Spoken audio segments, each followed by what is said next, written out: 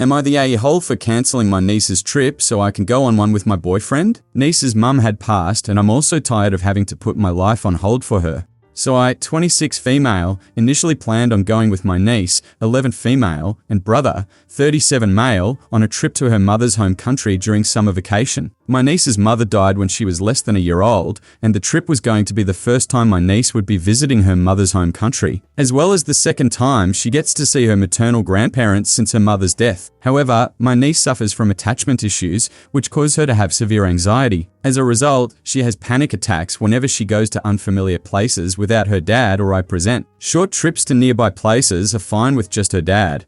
But because this trip will be for a month and somewhere far away that is very different from what she's used to, I have to be present for the trip to happen. I had agreed to the trip about a year ago, under the pretense it would likely happen in July of this year. Last month, my boyfriend, 26 male, asked me to spend 2 weeks with him and his family in Italy during August. I agreed as it wouldn't interfere with my niece's trip. However, last week, my brother told me that he could only get time off for the last 2 weeks of July and first 2 of August during summer vacation, which interfere with the trip to Italy. My boyfriend can't reschedule as it is the only time that works for his family. I asked my brother about moving niece's trip to sometime during the school year, but she has recitals and events that she can't miss.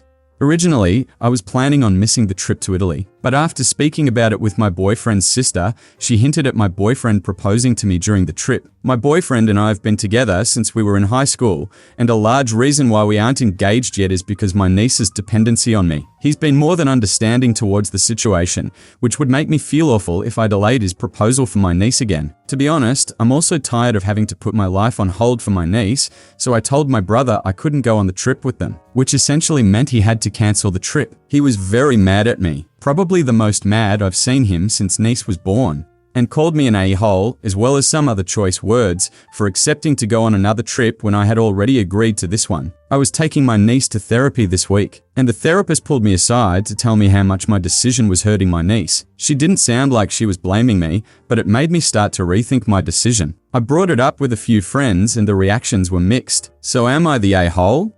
Top comments. Not the a-hole. I had to go back and double check how long it had been since your niece's mum had passed. It might be different if it had been a recent loss, but you can't place your life on hold indefinitely. Reading the title, I thought you'd cancelled a scheduled trip for your boyfriend, but you committed to a different time frame with your brother. It is unfortunate that the new time frame doesn't work, but that isn't your fault. Your brother has a conflict with the original time, and you have a conflict with the new time. That's just how it goes sometimes. Honestly, it sounds like she needs a new therapist. The therapist should be teaching her coping mechanisms, not trying to shame you into making things easy for your niece. Again, if it had been a recent loss, then some coddling would be understandable, but this is just too much.